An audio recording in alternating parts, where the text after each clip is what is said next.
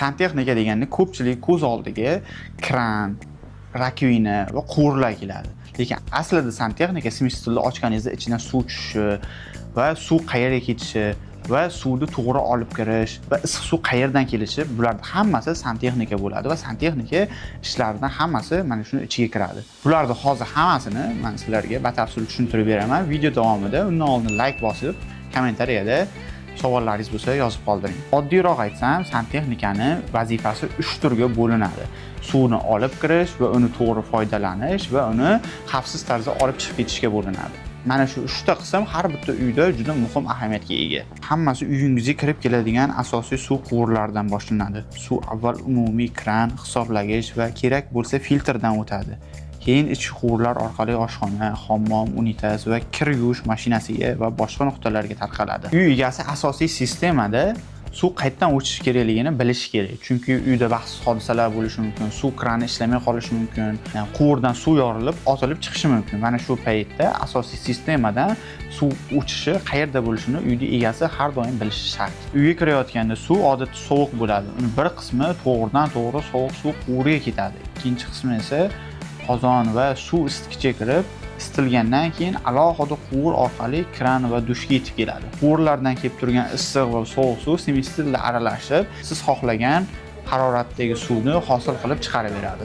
Santexnikaga isitish tizimi ham kiradi, lekin bu siz krandan ichib turgan suv bilan bitta sistema bo'lmaydi. Siz ichadigan suv bilan sizni isitish tizimingizning suvi alohida bo'ladi, lekin bitta xonadoningizga kiradigan suv unga ham bunga ham ishlaydi. Isitish tizimidagi suv qozondan radiatorlaringiz bilan aylanadi. Bunga yordam beradigan nasos bo'ladi. Ya'ni katyolda suv isiydi.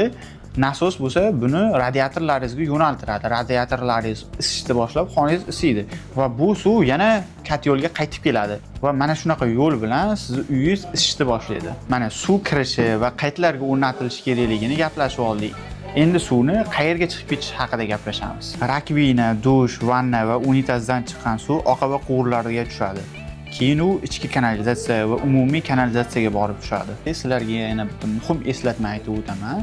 Ya'ni rakvinani tagida turgan qiyshiq sifon haqida gapirib beraman. Bu sifonning ichida doimo suv turadi. Mana shu suvning vazifasi kanalizatsiyadan chiqib turgan yoqimsiz hid tepadagi xonaga chiqib ketmasligini oldini oladi. Mana shu suv bo'lmasa yoki sifon to'g'ridan-to'g'ri o'rnatilib qo'ygan bo'lsa, mana shu hid butun xonaga tarqalib ketadi.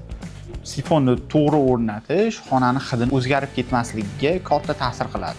Aslida santexnikning vazifasi mana sizlarga hozir aytib o'tgan kichkina sifonni noto'g'ri joylashtirish bilan ko'rishingiz mumkin qanchalik muhimligini. O'zi santexnikning vazifalari ham mana shulardan iborat. Sizga loyihani tushuntirish, quvurlarni yo'lini belgilash, fitting va ularni tanlash, suv bosimini hisobga olish, qozon va radiatorlarni ulash, oqava quvurlarni, nishabni to'g'irlash, sizib chiqishni tekshirish, nosozlikni aniqlash. Gaz santexnikning ishi o'zi devor yopilib ketgandan keyin ko'rinmaydi. Lekin u agar xato qilgan bo'lsa, devorda, polda va qo'shningizni shiftida mana shu xatolar ko'rinadi. Mana santexnikning ishini tushunib oldik, suv qayerdan kirib, qayerga chiqishini tushunib oldik va uyingiz sistemasi qisqacha bo'lib qanaqa ishlashini ham tushunib oldik. Va yana sizga bitta narsani aytib o'tishim kerak. Santexnika magazinga borganingizda ko'pincha nimalar olishingiz kerakligini qisqacha tushuntirib o'taman. Santexnika mahsulotlari o'zi 4 taga bo'linadi. Ular suvni olib yuradigan mahsulotlar, suvni boshqaradigan mahsulotlar, suvdan foydalanadigan jihozlar, suvni chiqaradigan mahsulotlar. Demak, santexnika do'konida faqat kran, unitaz sotilmaydi.